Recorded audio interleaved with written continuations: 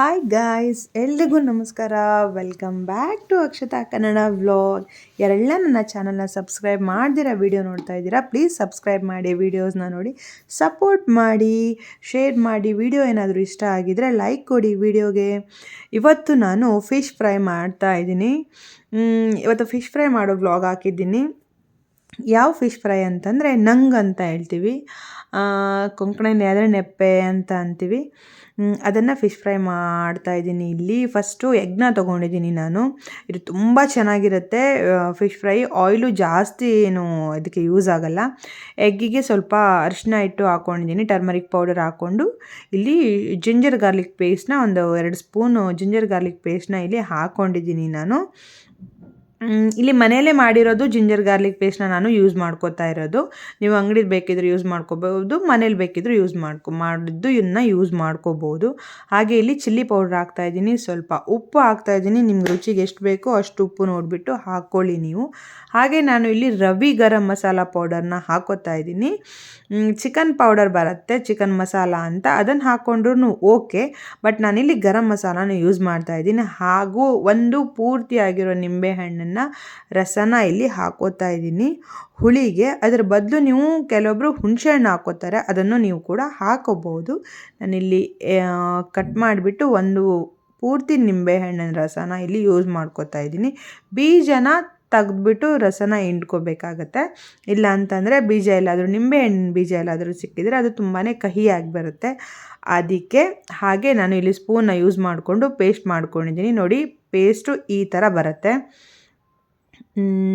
ಹಾಗೆ ಅದಕ್ಕೆ ನಾನು ಫಿಶನ್ನ ಆ್ಯಡ್ ಮಾಡ್ತಾಯಿದ್ದೀನಿ. ನಾನು ಮಾಡ್ಕೊಂಡಿರೋ ಮಸಾಲ ಕರೆಕ್ಟಾಗಿತ್ತು ಫಿಶ್ಶಿಗೆ. ನಾನಿಲ್ಲಿ ನಂಗ್ ಮೀನನ್ನು ತೊಗೊಂಡಿದ್ದೀನಿ, ನೆಪ್ಪೆ, ಅದನ್ನು ತೊಗೊಂಡು ಫುಲ್ ಮ್ಯಾರಿನೇಟ್ ಮಾಡ್ತಾಯಿದ್ದೀನಿ. ಮಸಾಲ ಹಾಕ್ಬಿಟ್ಟು ನಾನು ಮಾಡ್ಕೊಂಡಿರೋ ಪೇಸ್ಟ್ನ ಪೂರ್ತಿ ಉಪ್ಪೆಲ್ಲ ಕರೆಕ್ಟಾಗಿ ಅದು ಮಿಕ್ಸ್ ಆಗಿದ ಮೇಲೆ ನಿಧಾನಕ್ಕೆ ಪ್ರೀತಿಯಿಂದ, ಸಾಫ್ಟ್ ಆಗಿರುತ್ತಲ್ಲ ಫಿಶ್ಶು, ಅದಕ್ಕೆ ಪ್ರೀತಿಯಿಂದ ಮ್ಯಾರಿನೇಟ್ ಮಾಡ್ಕೊತಾ ಇದ್ದೀನಿ.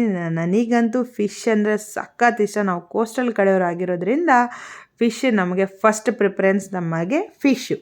ಅದಾದ ಮೇಲೆ ಬೆಂಗಳೂರು ಬಂದಾಗಿಂದ ನಾನು ಫಸ್ಟ್ ಫಿಶ್ಶೇ, ಅದಾದ ಮೇಲೆ ನನಗೆ ಮಟನ್. ಫಿಶ್ ಬದಲು ನಾನು ಏನಿಷ್ಟ ಅಂತಂದರೆ ಮಟನ್ ಇಷ್ಟ ಅಂತ ಖುಷಿಯಿಂದ ಹೇಳ್ಕೊತೀನಿ.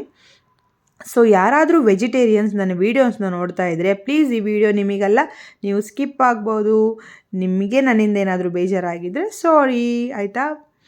ನೋಡಿ, ಈ ಥರ ಅದನ್ನು ಮ್ಯಾರಿನೇಟ್ ಮಾಡ್ಕೋತಾ ಇದ್ದೀನಿ. ಈ ಥರ ಫುಲ್ ಮಸಾಲಾನ ಮಿಕ್ಸ್ ಮಾಡಿ ಇನ್ನೊಂದು 10 ಮಿನಿಟ್ಸ್ ಅದನ್ನು ಮ್ಯಾರಿನೇಟ್ ಮಾಡಿಬಿಟ್ಟು ನಾನು ಇಲ್ಲಿ ರವೆ ಹಾಕೋತಾ ಇದ್ದೀನಿ ಪ್ಲೇಟಿಗೆ. ಎಷ್ಟು ಬೇಕೋ ಅಷ್ಟು ರವೆ ಅಷ್ಟೇ ನಾನು ಯೂಸ್ ಮಾಡ್ಕೊಂಡಿದ್ದೀನಿ, ಇಲ್ಲಾಂದರೆ ಸುಮ್ಮನೆ ವೇಸ್ಟ್ ಆಗುತ್ತೆ. ಇಲ್ಲಿ 1 ಪ್ಲೇಟಲ್ಲಿ ರವೆ, ಮ್ಯಾರಿನೇಟ್ ಮಾಡ್ಕೊಂಡಿರೋ ಫಿಶ್ ಹಾಗೂ ಒಂದು ಎಕ್ಸ್ಟ್ರಾ ಪ್ಲೇಟ್ನ ತೊಗೊಂಡಿದ್ದೀನಿ. ಇದನ್ನು ನಾನು ರವಾನ ಅದಕ್ಕೆ 2 ಕಡೆನೂ ಹಾಕೋತೀನಿ. ಅಂತಂದರೆ ರವಲ್ಲಿ ಅದು ಫಿಶನ್ನ ಮುಳುಗಿಸ್ತೀನಿ. ನೋಡಿ, ಈ ಥರ ಅದು ಮೆತ್ಕೋಬೇಕು ರವೆ. ಅದಕ್ಕೆ ಫುಲ್ಲು ಅದು ಫ್ರೈ ಮಾಡುವಾಗ ಚೆನ್ನಾಗಿ ಕ್ರಿಸ್ಪಿಯಾಗಿ ಬರುತ್ತೆ. ಇದಕ್ಕೆ ನೀವು ಇಡ್ಲಿ ರವಾನೂ ಯೂಸ್ ಮಾಡ್ಕೋಬೋದು, ಹಾಗೆ ಉಪ್ಪಿಟ್ಟು ರವಾನೂ ಯೂಸ್ ಮಾಡ್ಕೋಬೋದು. ನಾನಿಲ್ಲಿ ಉಪ್ಪಿಟ್ಟು ರವಾನ ಯೂಸ್ ಮಾಡ್ಕೊಂಡಿರೋದು. ನಾನು ಇಲ್ಲಿ 3 ಪೀಸ್ನ ಮಾಡ್ಕೊತಾ ಇದ್ದೀನಿ. ನಾನು ಒಬ್ಬಳೇ ಇರೋದ್ರಿಂದ ನನಗೊಬ್ಬಳಿಗೆ ಅಂತ 3 ಪೀಸ್ನ ಮಾಡ್ಕೊತಾ ಇದ್ದೀನಿ. 3 ಪೀಸ್ ಅಂದರೆ ಒಂದು ಮೀನು 3 ಪೀಸಾಗಿ ಕಟ್ ಮಾಡಿರೋದು. ಅದು ಒಬ್ಬರಿಗೆ ಸಾಕು, ನನಗೆ ಸಾಲಲ್ಲ, ಬಟ್ ಓಕೆ.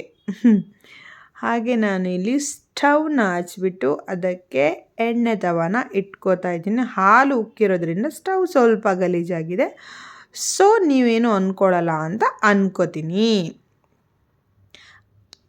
ತವಾನ ನಾನು ಬಿಸಿ ಆದಮೇಲೆ ಒಂದು ಸ್ವಲ್ಪ ತವ ಬೆಚ್ಚಗಾದಮೇಲೆ ಅದಕ್ಕೆ ನಾನು ಎಣ್ಣೆನ ಹಾಕೋತಾ ಇದ್ದೀನಿ.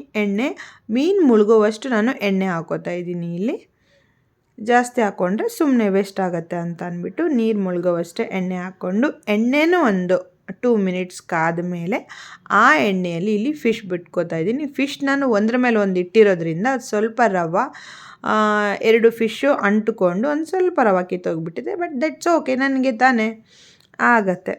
ಅಡ್ಜಸ್ಟ್ ಮಾಡ್ಕೊಳ್ಳೋದು. ನೋಡಿ ನಾನಿಲ್ಲಿ ಅಷ್ಟು ಎಣ್ಣೆ ಹಾಕ್ಕೊಂಡ್ರೂ ಫಿಶ್ ಮುಳುಗಿಲ್ಲ. ಸೊ ನಾನು ಮತ್ತೆ ತಿರ್ಗಾ ಹಾಕ್ಕೊಳಕ್ಕೆ ಹೋಗಿಲ್ಲ, ಅದು ತಣ್ಣಗಾಗಿ ಹೋಗ್ಬಿಡತ್ತೆ. ತಣ್ಣಗಿರೋದು ಆಯಿಲು ಬಿಸಿ ಆಯಿಲು ಎರಡು ಮಿಕ್ಸ್ ಆಗಿ ಹೋಗ್ಬಿಡತ್ತೆ, ಆಗ ಟೇಸ್ಟ್ ಚೆನ್ನಾಗಿ ಬರಲ್ಲ. ಅದು ಆಯಿಲ್ ಆಗಿರುತ್ತೆ, ಜಾಸ್ತಿ ಎಣ್ಣೆ ಹಿಡ್ಕೊಂಡ್ಬಿಡತ್ತೆ.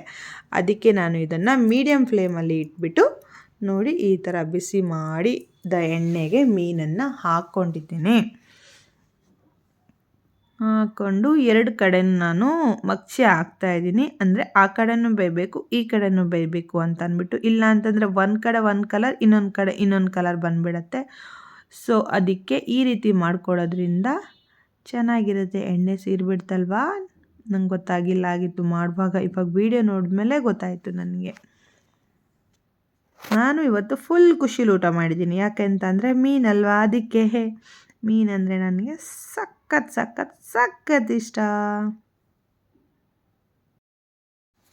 ಈ ಥರ ಇವಾಗ ಇದು ಕರೆಕ್ಟಾಗಿ ಆಗಿದೆ ಅಂತ ಅರ್ಥ. ನಮಗೆ ಅದು ಕ್ಯಾಮ್ರಲ್ಲಿ ಎಷ್ಟು ಕಲರ್ ಕ್ಲಿಯರಾಗಿ ಕಾಣಿಸ್ತಾ ಇಲ್ಲ, ಆಯಿತಾ. ಬೆಳಕು ಬೇರೆ ಹೊಡಿತಾ ಇತ್ತು. ಇದು ತುಂಬಾ ರೆಡ್ಗಾಗಿ ಬರುತ್ತೆ, ಒಂಥರ ಮೆರೂನ್ ಕಲರಲ್ಲಿ ಬರುತ್ತೆ. ಆವಾಗ ಗೊತ್ತಾಗ್ಬಿಡತ್ತೆ ನಮಗೆ ಮೀನು ಫ್ರೈ ಆಗಿದೆ ಅಂತ. ಅದನ್ನು ನೀಟಾಗಿ ಎಣ್ಣೆ ಜಾಸ್ತಿ ಆಗದಿರೋ ಹಾಗೆ ಎಣ್ಣೆಯಿಂದ ತಕ್ಕೊಳ್ಬೇಕು. ಹಾಗೆ ನಾನಿಲ್ಲಿ ಎಣ್ಣೆನ ಮುಚ್ಚಿಡ್ತಾ ಇದ್ದೀನಿ. ಯಾಕೆಂತಂದರೆ ನನ್ನ ಫ್ರೈ ರೆಡಿಯಾಗಿದೆ. ವಿಡಿಯೋಸ್ ಯಾರಿಗಾದರೂ ಇಷ್ಟ ಆಗಿದ್ದರೆ ಪ್ಲೀಸ್ ಲೈಕ್ ಮಾಡಿ, ಶೇರ್ ಮಾಡಿ, ಕಮೆಂಟ್ ಮಾಡಿ. Thank you so much guys.